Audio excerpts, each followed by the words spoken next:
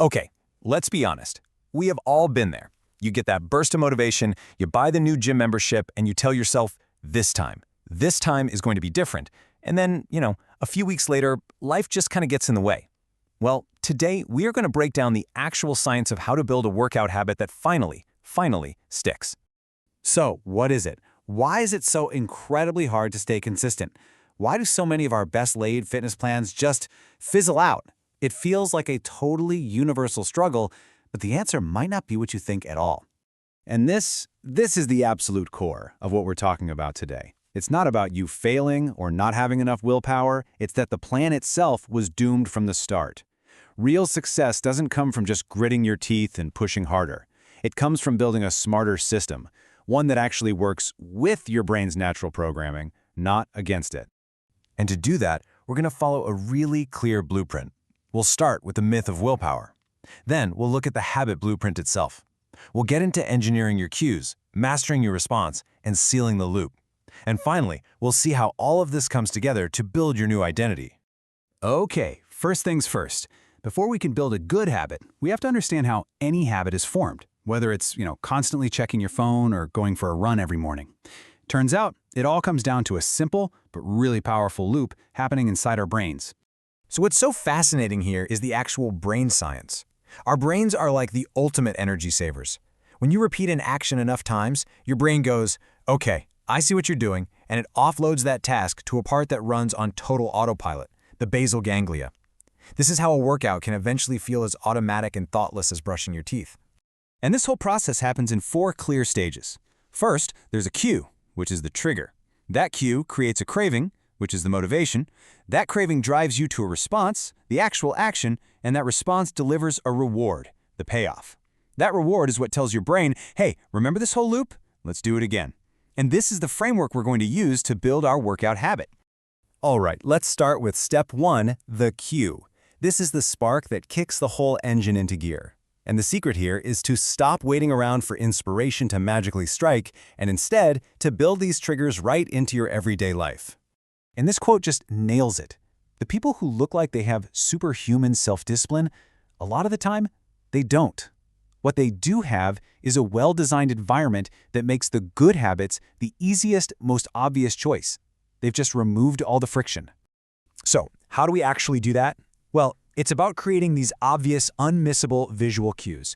If you lay out your workout clothes the night before, you don't have to make that decision when you're groggy in the morning.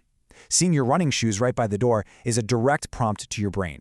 You're making the path of least resistance lead straight to your workout. Okay, so you've set up your cues, now we've got to tackle the response, the workout itself. And this is where so many people get it wrong. We try to go from 0 to 100, do way too much, and then we burn out. The key is to make the action so easy that you literally can't say no. And this brings us to the famous 2-minute rule. The idea is simple. You just scale down your new habit until it takes less than 2 minutes to do. And you might be thinking, what's the point? Well, when you're just starting, consistency is so much more important than intensity. The goal isn't to get in shape on day 1. The goal is to master the art of just showing up. And yeah, these might sound almost trivial, right? Do 1 push-up, but they are so powerful. The point of doing 1 push-up isn't about the push-up.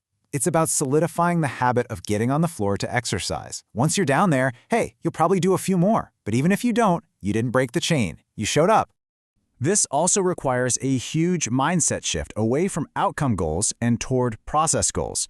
An outcome, like I want to lose 10 pounds, is great, but you don't directly control it. And that can be super demoralizing. A process goal, on the other hand, focuses on what you can control. You might not be able to control the number on the scale, but you can absolutely control whether or not you show up for that 20-minute walk. So, we have our obvious cue. We have our easy response. Now we need the final, and maybe most important piece of the puzzle, the reward. This is the part that tells your brain, hey, that was good, let's do that again tomorrow. This is what makes the whole thing stick. But first, a little reality check. Research shows that it takes, on average, about 66 days for a new behavior to actually become automatic. That's more than 2 months. It is not 21 days. And that's exactly why making the habit satisfying from day 1 is so critical. It bridges the gap until the long-term rewards kick in.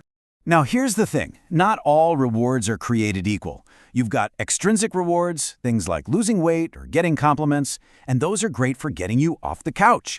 But for a habit to last a lifetime, it has to be powered by intrinsic motivation, the good feelings that come from the activity itself, like feeling energized or less stressed.